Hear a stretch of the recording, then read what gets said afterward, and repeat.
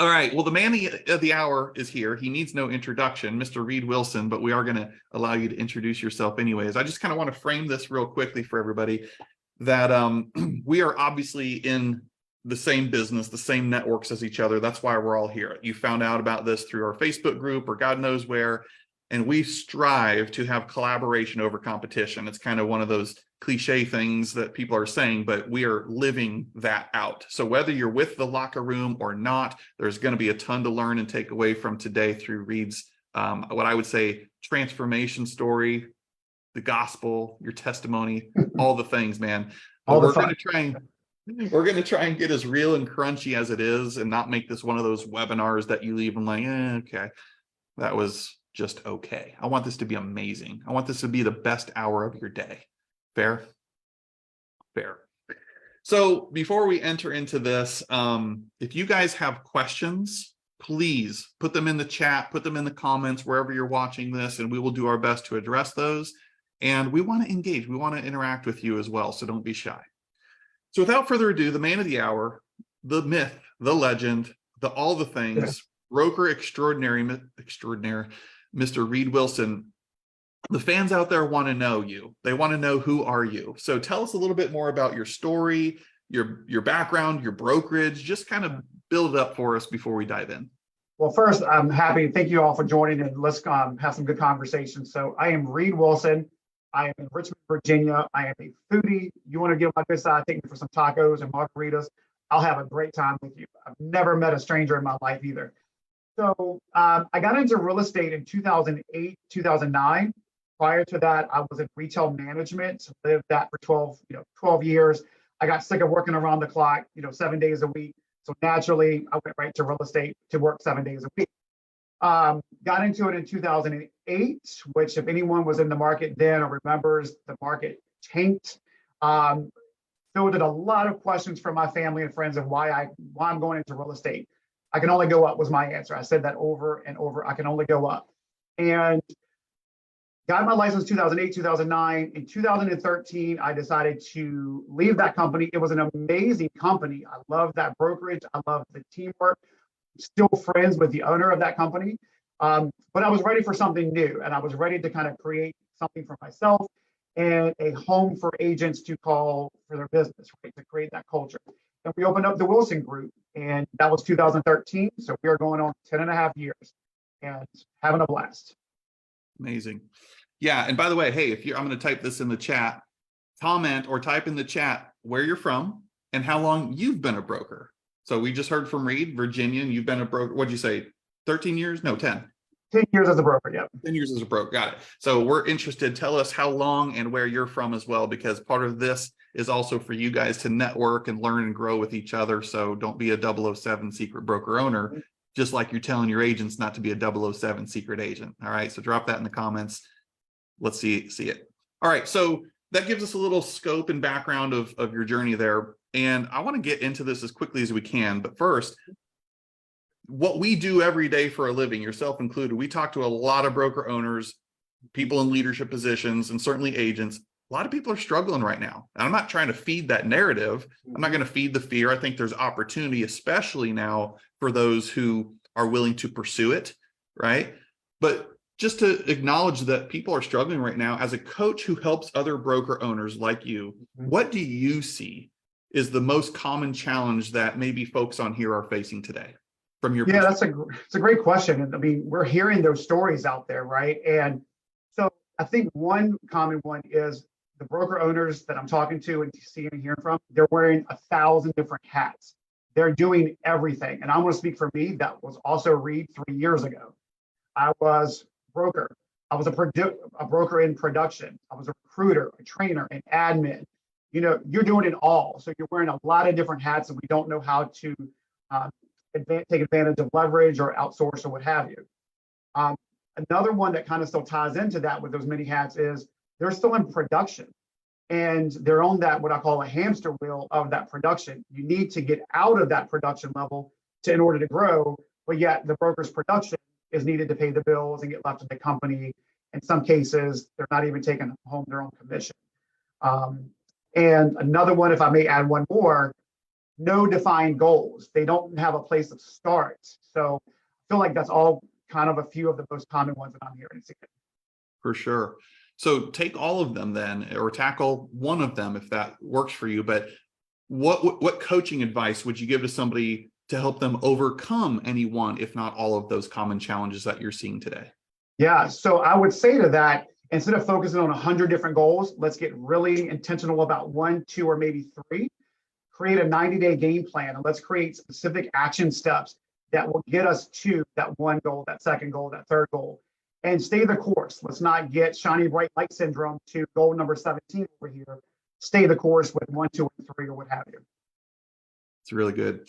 And that means surrounding yourself and getting in with great people, high-minded people, solution-based people, not feeding the narrative, but sticking together, locking arms and saying, you know what's yours is yours. And there's plenty of out there to go around for all of us. So that's why we're all here. Look at everybody logging into this thing right now. They want to learn from you. And if they want to learn from you, I'm going to go ahead and assume that you guys would want to learn from each other as well. And forming these groups, or what we're initiating here coming up in July moving forward, is the TLR squad groups, little small groups, tribes with broker owners at that leadership level, so you guys can swap ideals, hold each other accountable, so on and so forth. Now, I was just actually on a call with one of my coaching clients this morning right before hopping onto here, and he was just going crazy because he found his who. And that's part of the point here. A lot of us ask ourselves the tactical questions, and those are great questions. They often start with the word what. What should I be doing? What's my next move? What, which is a tactical or a strategic question. But the pinnacle, as we know as coaches, of a question starts with the word who. Who do I need to become? Who do I need to surround myself with? Who's my next key hire? Who can I delegate this to? So there's a lot of the who that I've got to believe plays into this equation as well. So Reed, as we jump into your story, when you look back at your own challenges, so you just shared kind of your observations of everyone else's, but think back in your journey now as a broker owner, what were some of the challenges or adversities that you had to face along the way? I don't think we have enough time to list all that, but here, Okay. I don't think we have enough time to list all those challenges, but the few that come to mind was I was still in production, and I was selling 25 to 30 homes, and I couldn't get out of production, but also couldn't grow. There was a connection because my production was actually hindering me from getting over that hurdle. And one of the stories that I always like to share with this, as soon as I partnered with the locker room, and it was 3 years this time, 2020, I partnered June and July of 2020. And I was on a call with a coach, and I was sharing my frustration that I'm leaving my commissions in the brokerage, and I'm sick and tired, and I'm just pissed off that I am basically an employee of my own company. And this coach shared these words that I've never forgotten. You're leaving your commission in your own company. You're not even an employee. You are a volunteer of your own company. And those words pissed me off, excuse me. But she was right. And I've never forgotten that. So I was still in production. You just mentioned not having a who. I did not have an ideal agent in mind. As a broker owner and you're learning out as an independent, like if you breathe in and you have a license, let's talk. We'll figure this out along the way. Failed 1,000 times over that. As a matter of fact, we did our ideal agent for my coach. I still have it. It stays beside my computer. And every time I bring on or have a conversation, I'm checking boxes. Do they fit for our culture? I mentioned this earlier. Part of my problems too were playing a different 1,000 roles. Admin, property manager, trainer, recruiter, what have you. And I'll wrap it up with, I had no clear picture of what 1 year, 3 years, or 5 years could look like. No one was doing that with me. I was alone. I had no accountability, no community to support with. So it's interesting to have this conversation 3 years later, also looking back to where I was just 3 short years ago. Yeah. The power of time, man. Hey, everybody, this was not rehearsed. These are genuine questions. I don't know Reed's responses, so I'm trying to keep up as quickly as I can in the chat. What I heard, just to summarize, number one, your common challenges that you were facing were still in production. You wanted out. There's nothing wrong with being in production. He specifically just wanted to work on the business, not in it. Number two, didn't have an ideal agent avatar defined. Number three, wearing all the hats. Who can relate with that, right? And then number 4, lack of clarity on goals or even the vision for the company moving forward. So type me in the chat if you can relate with any one of those things. Come on, this is a safe place. Can you resonate with anything there out of Reed's story? Yeah, look at all that. Look, I love the me. Yes. yeah, me. Tiffany's like, me. Come out. And we can't see Facebook right now, but I'm sure there's me's going on there too, but our Zoom chat's blowing up with that. So I know we're in the right room. I know we're speaking to the right people. And that's what makes your story so powerful, Reed, that we're getting ready to really get into, is because it's real. This is real life, guys. We don't have to hide. We don't have to fake it till we make it. That's terrible advice. So let's dive in. So as a broker owner who is in production, seeking his way out, I want to know, they want to know, what were some of the specific action steps that you took in order to grow 127% in 1 year with agent count? And we just calculated the other day, it's now 233% in agent count since making that decision and getting to work. So what were some of the crunchy, actionable, how-to things that you did that somebody can walk away here saying, I can do that too? Yeah. So one of the things, this right here, I got very intentional about my ideal agent. I had never done that before, never heard of it before. So I worked with my partner and my coach to like really get that, who is going to fit this culture, who's going to be the right fit to continue this momentum, right? So that was number 1. Can I go there for a second? I don't want to. Absolutely. So let's just compartmentalize them. So 1, ideal agent avatar. Would you be willing to share what is an example of what your ideal, what did you come up with? And I always find this interesting because when I did this, I said my ideal agent was 25 to 40 in age. My top 20% are all over 55. But I want people to come to with technology, full-time in real estate. We do have dual career. And throughout the last couple of years, we're because of the locker room and the tools and training, I'm not afraid of brand new agents any further. Like I can bring them on. I know I have a statistic that new agents, brand new license, will have their first closing within 90 days within my office. So I'm no longer afraid of brand new agents. I want business owner mindset. I don't want someone here that's going to give me as an agent, give me as a broker to them. I want here someone with a business owner mindset. I want someone that's going to do 10 transactions a year, commit to that. Inner positive energy. I do not deal with negative energy in my world. Can't stand it. And one that I was non-negotiable on is teamwork. You have to be able to collaborate, work as a team. I just cannot have anything other than that. So those are just a few of what I have. And forgive me, guys, but I've been on a million of these trainings and Zooms, and I know what it's like just to get superficial answers. So I'm going to dig, Reed, if that's all right. Let's do it. So I love that, first of all. You have clarity on the intangibles that you look for in an agent. My assumption is, correct me if I'm wrong, you take things like team player, you take things like all the other stuff. I should have written them down, routed off. Does that then show up in the conversation and interview questions when you meet with an agent? Like you're taking those things, having a subset of questions off of each one, because otherwise people can show up a certain way for an interview. They're going to say, yeah, of course I'm a team player. No, give me an example when. Like, did you take it to that degree to make sure culturally they are a fit for you? I do, and I have. And what I love about that is it kind of somewhat catches them off guard when you're asking for specific questions. It's just like an interview. Well, it is an interview. They're coming with the canned answers to kind of go, I've got production printed off when we're meeting. So the production will speak for itself. When it comes to like business owner and self-motivated, the very first question that I ask any person looking to join our company is, I want 3 things that you're looking for in a brokerage. If I hear leads, if I hear tool, if I hear anything else like that, that's a, okay, file and store away kind of comment that, are you looking for that to be free? Why are you looking for that? Really what I have found that the agents that have joined that are the greatest team players are the ones that want broker support, team environment. They want training. It doesn't come down to the leads. I don't want free splits and I don't want to pay you ever a dime, right?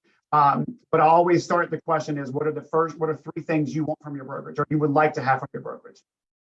I love that question. And look, to each their own. All of you have different comp models and different things, like whatever. We're not here picking sides.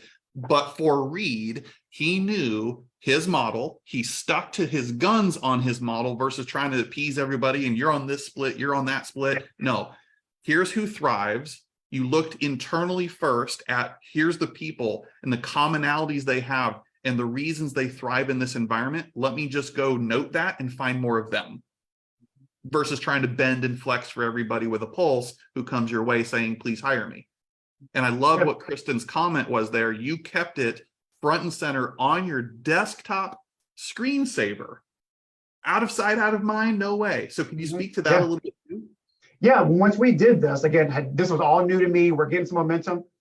This was saved to my desktop and my laptop screensaver. So anytime I minimize a screen, it stayed top of mind, which also kept me the goal of growth and attraction of agents top of mind. Not only just do I need to okay, these are the check boxes that make the ideal agent, but I have to be recruiting. I have a goal in mind. So this was always top of mind. So yes. Love it. Love it. We have a question I want to ask you right now in the chat from Erica Wright. Would you fire an agent that does not fit your ideal agent? Maybe a more polite way would be, would you top grade? Or how do you handle that? That's actually in process right now. So that's a great question. That is a live experience right now. Sweet person. Sweet person. Real estate is not for her. And I had this conversation with her last week that I would not be doing a job as a broker if I continued to let her think this was the right industry for her. I would not be doing it. I would not be doing this industry that I give my life and serve any justice. So yes, I've had that conversation, and there's a lot of many factors that go into that conversation, but it is because what I also noticed was things that I was noticing.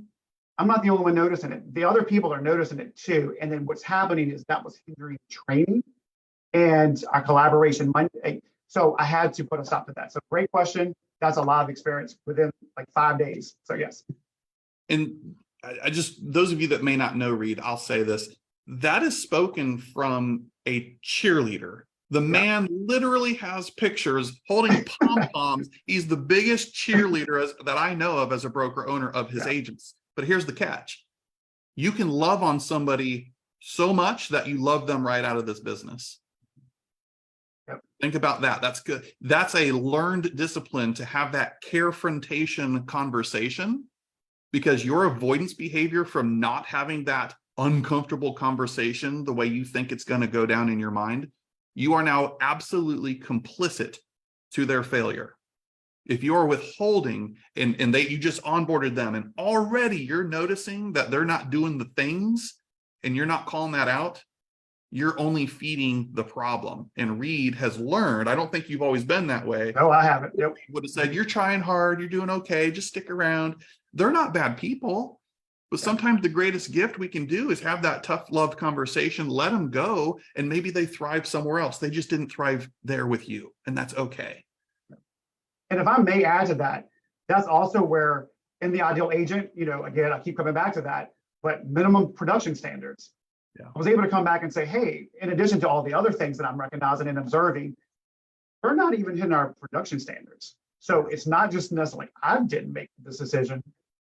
The production or lack thereof is contributing to it. So having the standards in place will also make your job or that decision a little bit easier. It's not easy, but as long as you have clear standards and expectations and they were discussed on the front end, we don't push people, we push standards. Let me say that again. You don't push people, you push standards. I can point back to it. Now I want to move on because this is just number one on my question of some of the how-tos that you did. Ideal agent avatar, getting really clear. And we have questions and exercises to help everybody uncover that. But I do want to share a comment and then ask Shelly's question. A comment from Facebook from Christina. What's up, Christina? Was he has clarity in the culture he wants to create and an agent profile that will contribute to it. Well said. Very well said. And then right here, Shelly Gallimore, shout out to Shelly. We love you. Can you talk about your interview process? Is it one meeting, more than one meeting? Just kind of what's that look like? Yeah, it's a great question. I'm not even a recruiter by nature. Like, I'm just not even a recruiter. Like, so we've actually built this culture as we've grown over. Guess what's happening? Agents are now referring us for agents. So when the last 4 agents that have joined have been because of other agent introductions. And so that is, I'm not recruiting, we're now attracting them. And so it makes the interview a little bit more, conversation. But the last agent that joined, we met over tacos. Again, I told you I'll meet for tacos. And the questions, what I always found interesting too, this gentleman was within 24 hours away from putting his license up. And an agent that had joined a month earlier said, this was 2 days before vacation, because that's when everything hits the fan, is like, of course, 2 days before vacation. Hey, Reed, you got to go meet Frank. Go meet him right now. I met with him within 24 hours over tacos. Told me he was within a day of putting away his license. He was with a company the broker didn't even recognize, didn't even know his name. And this gentleman is tapped, like, he's not forgettable by any stretch of the imagination. Super cool guy. He's like, it's not the place for him. He had mentioned with Jeanette, he came over. And in 3 weeks he's been with us. He just listed last week $500,000 home. Under contract within a day. He's got 3 more listings coming up. Now, I'm not a transactional base, but I mean, this is business, right? Well, he called me to share the excitement that he got his 500 grand listing under contract within a day. We're, congratulating, all that stuff.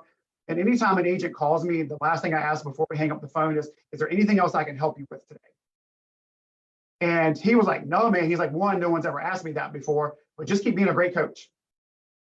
In less than 30 days, he is feeling valued. He feels he can be able to pick up the phone to call me to share the good news. And he's recognizing me as a coach, not as a broker, but as someone that's here to support him. So I know that's a long answer. The last several interviews are not really interviews. It's agent attraction. Does that help, Shelly?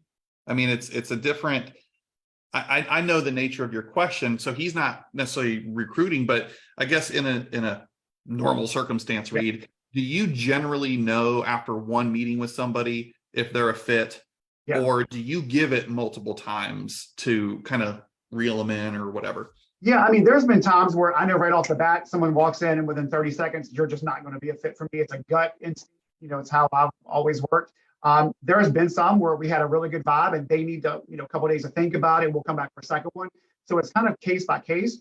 I've had some that I'm literally ready to hire on the spot, and that's kind of how we did it. Okay. All right. I use it's more person by person. Okay. So again, for everybody watching this, being up now 233% from where you were to now implementing things like this. Tell us more. So one thing is ideal agent avatar. How else? Crunchy, to the point, actionable. Yeah. So this was hard for me because I mentioned I was still in production, selling 25 to 30 homes a year. I had to learn to say no to business. And I had to get very committed to Reed cannot take on any more business. So I had to come up with a game plan because I had to start scaling back. So I figured if I was doing 25 to 30, let's go 15. Let's see what that would look like, right? So I got a couple agents in my office that were with us at that time. I said, here's the deal. This is what we're doing. And we formed an unofficial kind of team, if you will. And I started passing them my referrals because I'm a referral-based business, not paying for leads. So as a referral came in, I had to learn to say no. This agent is going to take great care of you, or this person is going to take great care of you. Just like the ideal agent, I had to come up with an ideal client who is going to be worth Reed's time. Now, I am no better than anybody else, but in this case, I had a 1-year goal to hit. So it was determined I would work with listings for buyers over $350,000. Anything other than that, I had to refer. And, fun fact, diehard VCU men's basketball fan. I've sold many homes from VCU games. People that sit in my section for years have called me to sell homes. I've had to partner them with an agent because it was just, it did not fit my ideal client. So that was hard for me, just learning to let business go. But then what I found out was it was a win-win-win. The clients are taken care of, the agents getting business, companies making money, Reed's getting paid. So the light bulb started going on. So that was another thing that I had to start doing. So I'm hearing a pattern already. We listen for what you're saying and what you're not saying. There's a pattern emerging of staying committed, sticking to your belief system, your values, your culture, principles, all those guiding measures, while also not being emotionally tied to the result of something. And that's very hard to do. Let me share this. Maybe it makes more sense. So I was recently at an event down in Tampa. I just got back the other day. Anybody type a 1 in the comments if you know who David Goggins is. David Goggins. Yeah. He wrote the book Can't Hurt Me. He's like all over the place. Super duper amazing man. He said something to the effect of this: interested people say yes to more things. Committed people say no to more things. And committed people give interested people something to talk about. Like, holy crap. Like, think about that now. Okay. Yeah. That's not Jake. You don't have to be mad at me. That's David Goggins, Navy SEAL, all the things. Holy crap. I'm hearing commitment. I'm hearing the ability to say no to more things versus saying yes to more things, which is most of our problems. We got these plates stacking up. We're spinning all these things because we are where the buck stops. So what does that mental process sound like? How did you keep yourself in check saying, I am saying no to the slam dunk home run commission check because my future is compelling and that's the only way I'm going to get to it? How did you deal with that? Well, and you're exactly right. That was hard because I was used to, like, let's do this. There were also hard conversations at home, like, why are you turning down business?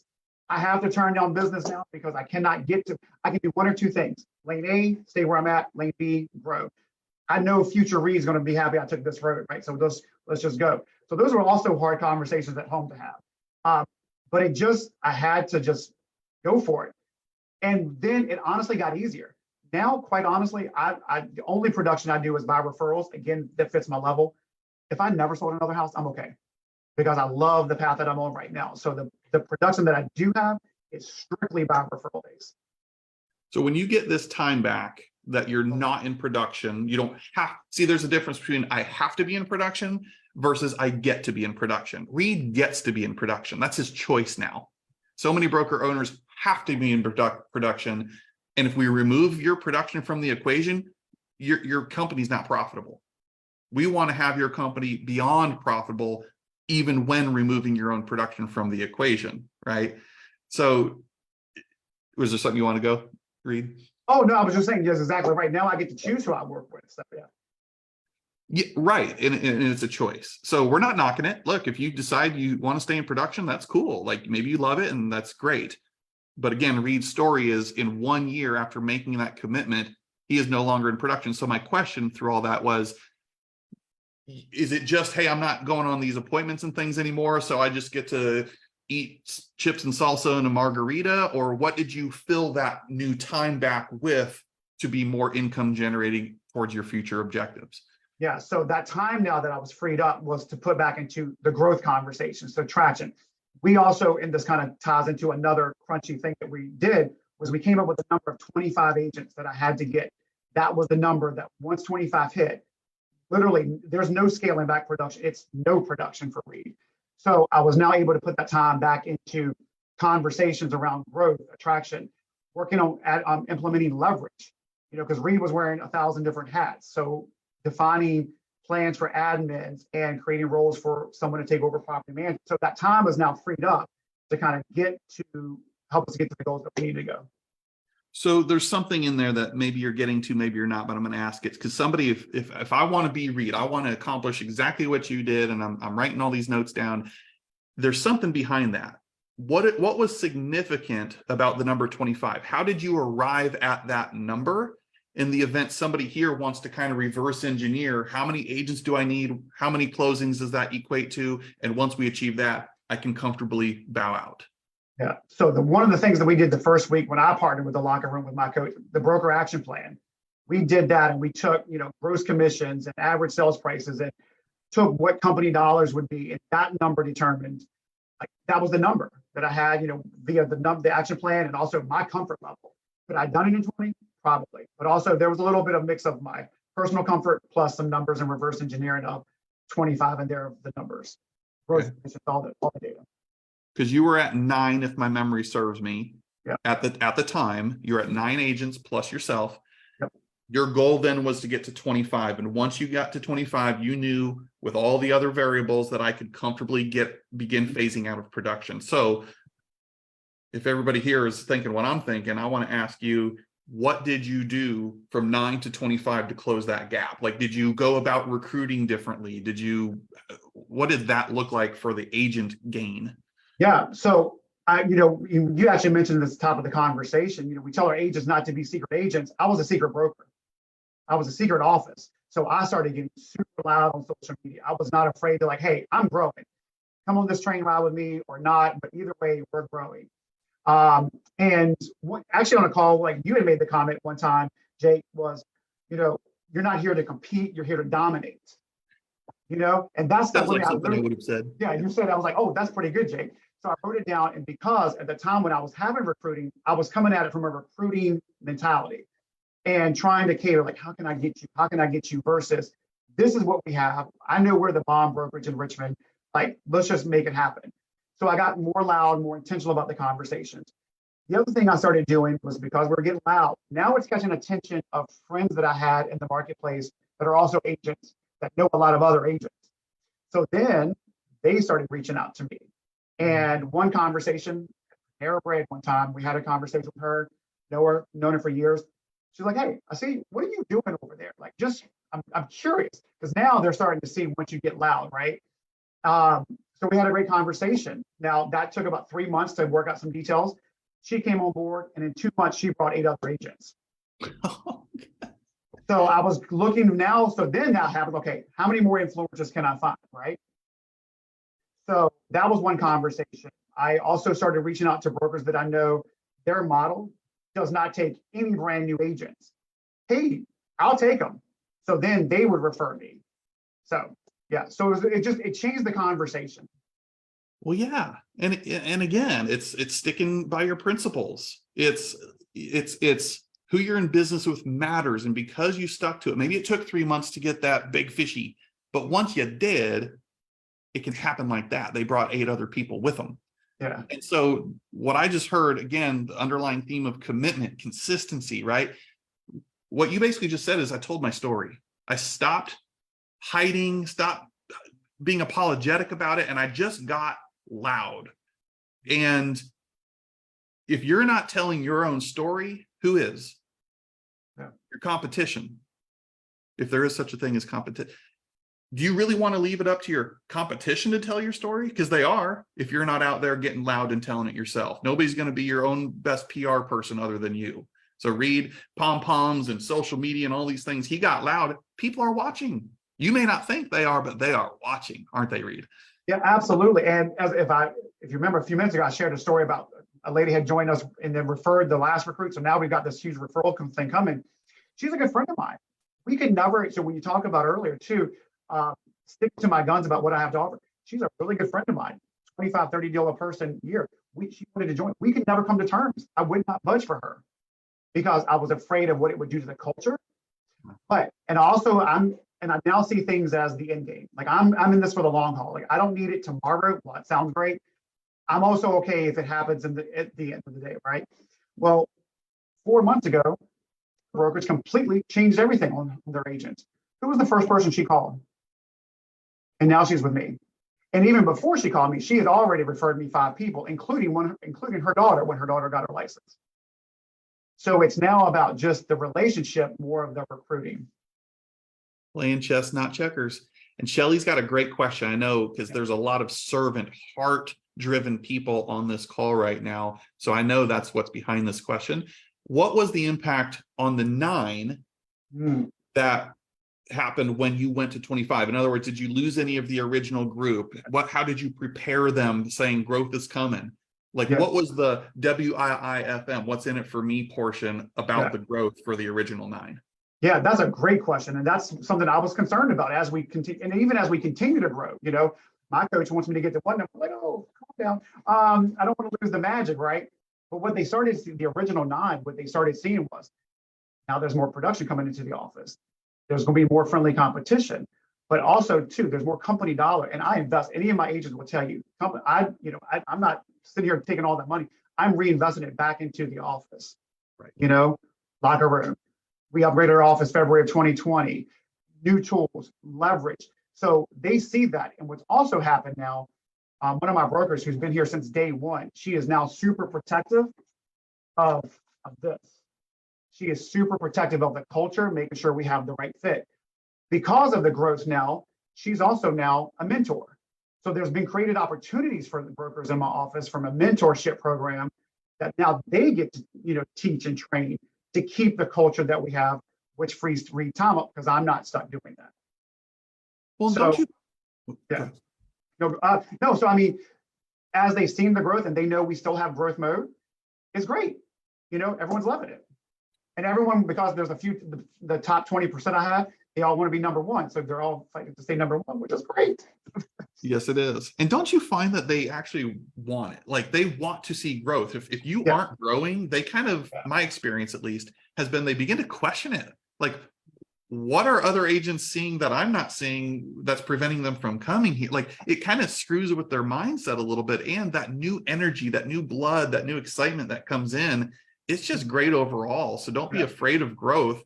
And it's honorable to still protect the original core group as well. Yeah, and we have fun. I mean, we do appreciation events and Top Golf and happy hour. So it's great. So it's a great culture.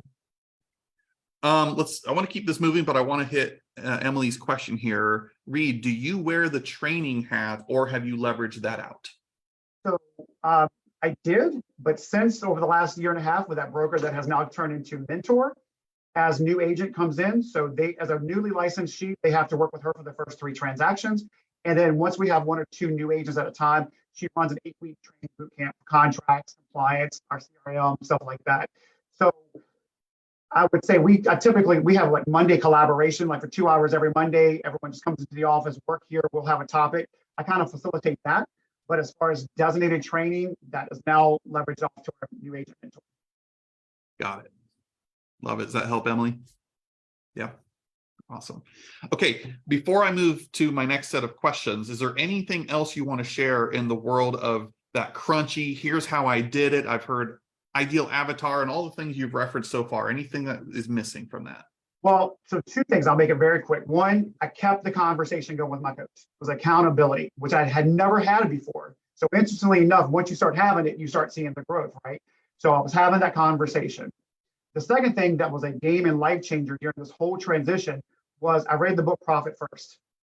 And that was an eye-opening experience. So you talk about someone going from production to now having a paycheck that I've never had before. So now on the 1st and the 15th of each month, I get a paycheck. And I'm not selling houses. So that book actually helped me outline a great model to ensure that we can stay out of production. Yeah, and I think that's got just as much to do with growth and increased production. Like anything that you measure can be improved upon. And I'm not looking at anybody here. I'm just saying a lot of broker owners and of course agents have no freaking clue about their finances. And that is a shame because all of you work too damn hard to be this flippity broke. I'm just going to say it. I don't know your situations, but profit first or whatever, increase your financial IQ, right? Because I can go work out 7 days a week, but if I'm eating crap at home, I'm not going to see the results. So I can grow, I can work out and grow my brokerage muscle. But if I'm still eating crap, not managing my money, you're depleting the visible benefits from doing the work. Fair? Yeah. Absolutely. So get real with yourself, read the book, do what you got to do, and start managing and paying attention to your money and focusing on the growth and quality and alignment of agents who enter your organizations. All right. Good. So I'm paying attention to time. We're doing okay. So I know you're really big into community. You referenced that on the teaser video that we did for today about how much you thrive in a team environment. I hear you speak to that a lot. So let me ask you, why was surrounding yourself with a community of support so important to you, or what impact do you feel it's had as you think back? Well, as an independent, I've always said I felt like an island in an ocean. Like I was reinventing the wheel every single week. There was just no one to turn to. So instantly, when I partnered with the locker room and having that community around my coach, and not only my coach, but just the plethora of coaches and brokers and agents across the country, I now had someone to turn to. I had someone that could show me what they had done, their failures, like we just brainstorm and collaborate. But also, it was interesting because I would go home every night pissed off that we're just not doing anything at that point before we started growing. But then instantly I realized Reed's not alone out there. Like this story is happening every single day. So like now what do we do? Like just lean into it and grow together. Yeah. Yeah. No, I mean, we hear these things, and when you actually pause and think about it and see how does that apply to my life, it's true. A lot of what we hear is true from like Napoleon Hill and, Jim Rohn and these folks. And when they say things like nobody succeeds alone, it's true. It's true. You can fight it. You can isolate yourself. You can hide behind the computer. But the reality is doing what we're doing right now today expedites growth. It lessens the learning curve for all of us.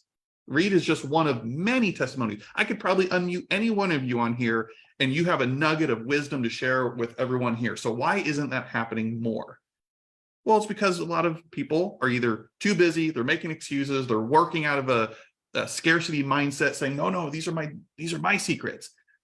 And here you got Reed just sharing whatever you want to know, which I think is a beautiful thing and how it all comes full circle. So, okay, let me ask you kind of a reflective question then, because you are a strong leader, you're still developing as a leader, that's never ending, but how has overcoming those challenges made you a better leader? I get the brokerage side, but how's it impacted you? Well, I mean, one, over all of this, the time back now, like now I have the time to continue personal growth.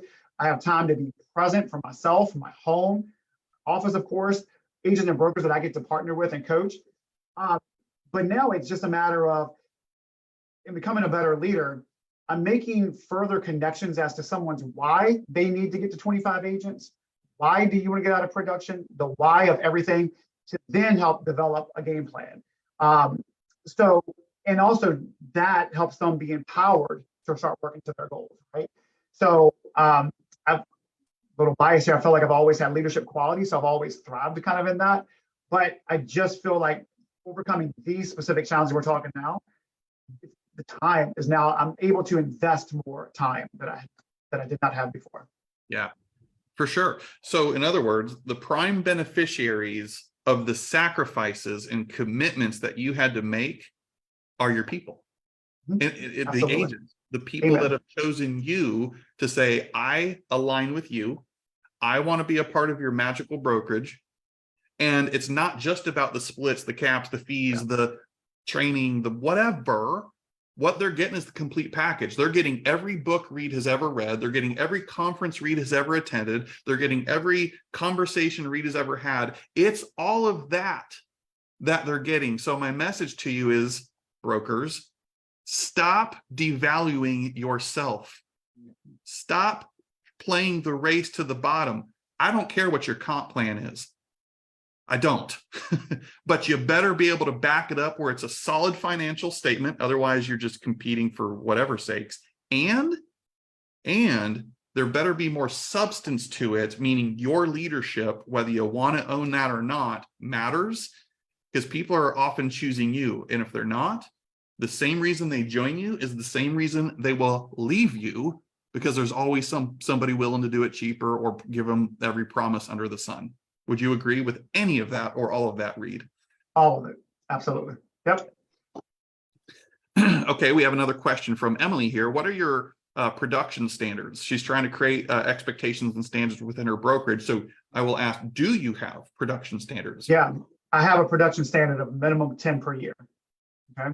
That's what we put into our agreements. Now, with that being said, if you come up with 8, you're not going to be out the door the next year, right?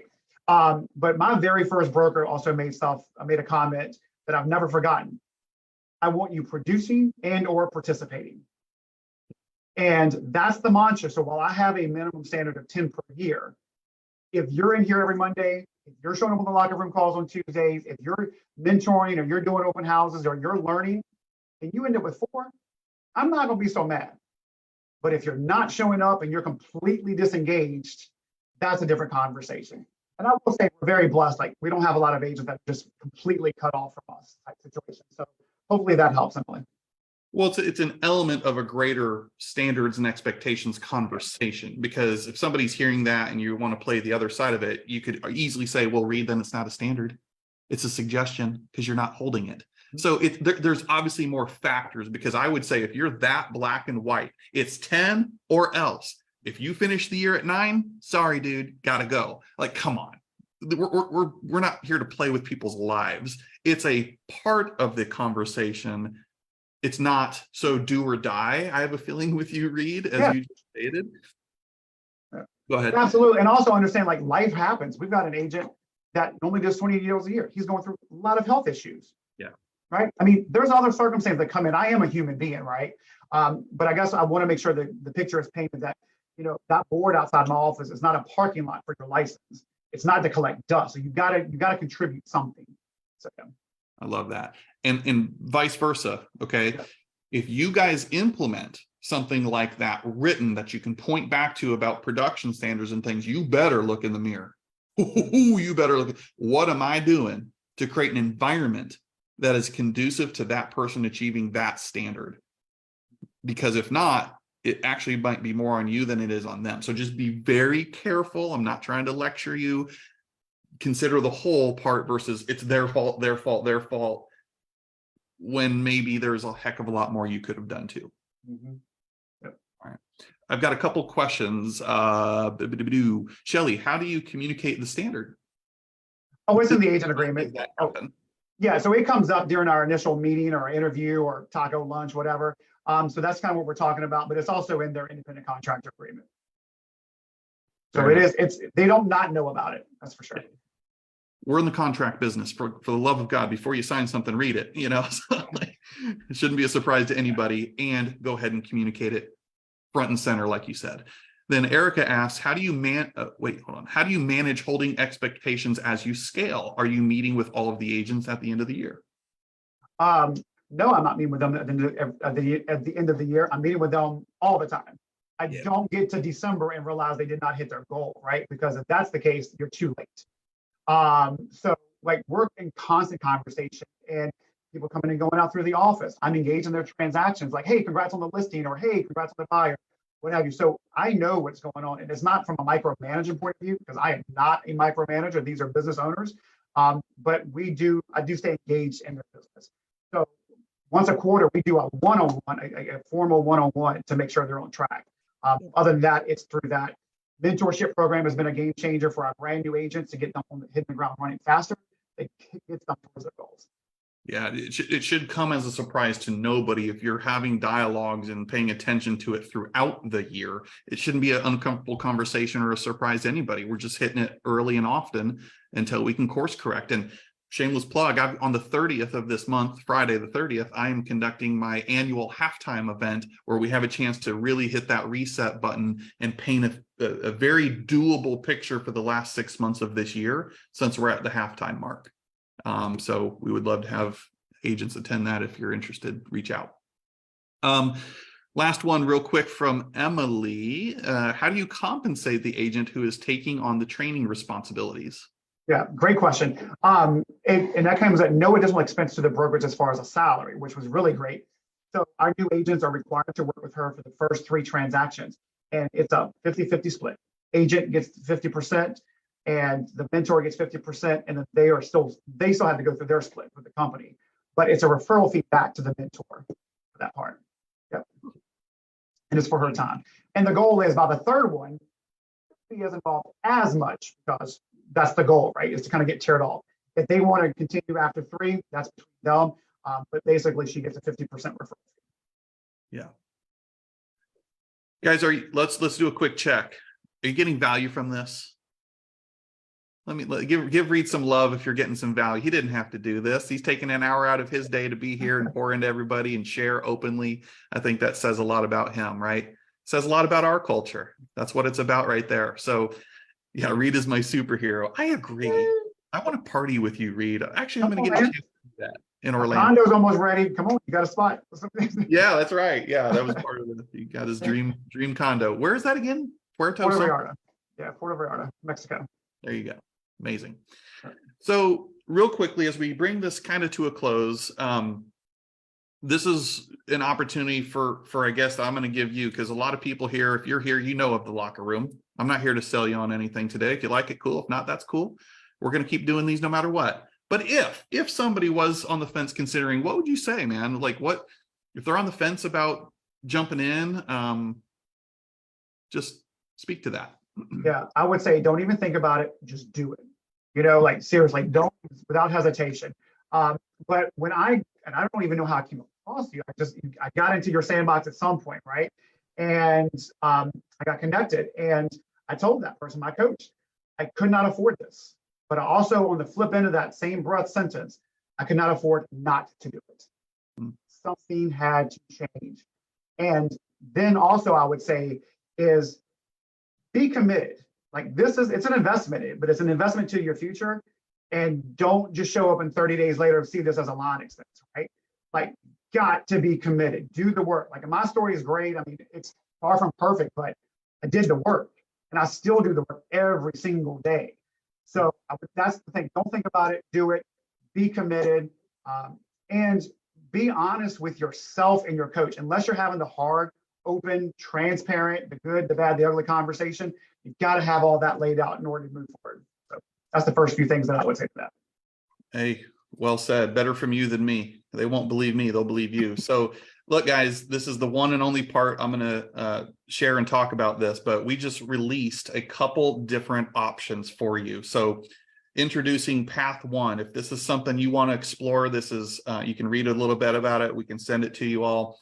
But this is specifically for broker owners who maybe money is an obstacle, but they know they want that community. They know they want that leadership development. And you can see everything that comes included there at Partnership One Path, which is only $497 a month, right? Partnership Path Two, the real difference here is that's where the agent tools and resources get introduced. So that's $1,000 per month investment. And we have the capacity to allow 100 agents, if you ever get there, to have access to all things. So there is no coach involved. However, we do group coaching. We do little squad groups that we are forming right now, broker to broker peer groups, and a whole bunch more in these paths. And anybody who is looking for coaching, then of course we have our Partnership A, B, and Plus packages. What I would say for today, without overwhelming you with all of this information or trying to make this some like hardcore sales pitch, is if Tari, if you can drop Nathan's link, one of our gifts to you guys for today is to book a time with Nathan Daniel. He is our director of growth. Free 30-minute strategy call. You can go longer if it needs to. We're here to serve you, and no obligation. He's not going to hard close you or any awkward kind of stuff, but if you want to keep this dialogue going, or at least explore, what does that look like, whether it's now or 6 months from now, and explore a partnership with us, then we would love to have that conversation, of course. And I wouldn't be doing my job if I didn't plug Orlando, Florida. August 10th through the 12th, we have an event coming up in Orlando, Florida. It's going to be incredible. And you can go to tlrnation.com/breakthrough event. I'm sure we can put that link in here for you guys as well. There are still some tickets available for the broker and agent days, but slowly but surely here, it looks like we are going to get sold out. So it's exciting stuff, and we'd love to see you, high five you, hug you in person. And Reed's going to be there, so don't come for me, come for Reed, right? Yeah. Going to be a great event. I mean, I'm looking forward to it. I mean, even the one last year in Nashville, I was there as a coach, but I mean, I left with so many broker aha moments, and I'm super excited for Orlando too. Yeah. That's going to be great, guys. So Reed, let's bring this all to a close. How can people connect with you if they want to? And maybe you can put that in the chat, but verbally say it too, in case people are watching the replay. Yeah. And any last parting words of encouragement or wisdom that maybe you haven't said yet? Well, the words of wisdom would be, this is a lot, and I feel like we unpacked a lot, and there's a lot you can continue going. Have fun with the stuff too, right? Like, I know a lot of the stuff sounds like, okay, got to do this, and checklist and test. Have some freaking fun with it, man. And it's all good. And I'm a fun energy kind of person. So just have some fun with all this stuff. And then for me, like, you can find me on Facebook, Reed, R-E-E-D Wilson, on Facebook. So yeah, there'll be a picture of me with my golden retriever, Wesley. Like, he's more of a superhero than I am. So yes. Yeah. Yeah. I see your friend request there. Go ahead. Keep them coming. So, yes. Called you out there. You're ahead of the game. You're the first one. You're my friend. So yes. I love that. Yeah. Any last minute questions? Somebody unmute yourself. Let's land this plane, or if you just want to unmute yourself and tell Reed how amazing he is, that works too. But either a question or a comment. Go ahead, Tiffany. First off, thank you, because I feel like I am where you were at the beginning of all the things. I've been in real estate 17 years, broker for 2 and a broker owner for 1. So I'm in the very beginning stages of all the things. And it's nice to feel and understand that I'm not a crazy person, that we've all been through these things, and learning from you and where you've been and where you're at. Cheers to you. And thank you for your kindness of sharing your story with us. So gives me hope in my heart and soul that I won't be a crazy person forever. Yeah, we got this. I told you I went home pissed off, thought I was crazy too. Like, you're not alone. It people out there, but I enjoy just helping anybody anytime I can. So thank you for joining. Love it. And did you share your information or whatever if people want to connect with you? I don't have access to it. I can get it. We'll get it in there if Tariq can find me on Facebook real quick and put it on a link. I don't have a chat access. Oh, you don't? Oh, well, Yeah. I guess I'm the special one here. I do. Yeah. So, yeah. Look him up on, what's your email? Reed at TLR Nation. Reed, REED at TLRnation.com. And you're all over Facebook. So just look up Reed. Facebook, Instagram. Yep, exactly. Okay. Yep. Cool. Yes. Well, Reed, I mean, holy smokes, you brought it. You delivered. As far as I'm concerned, this was fantastic. It looks like everybody else enjoyed it as well. Lots of value packed into the hour. So let's keep the conversation going, guys. We're here in the Broker Talk group. Some of you are obviously already partners with us, some of you not. Let's just keep the conversation going.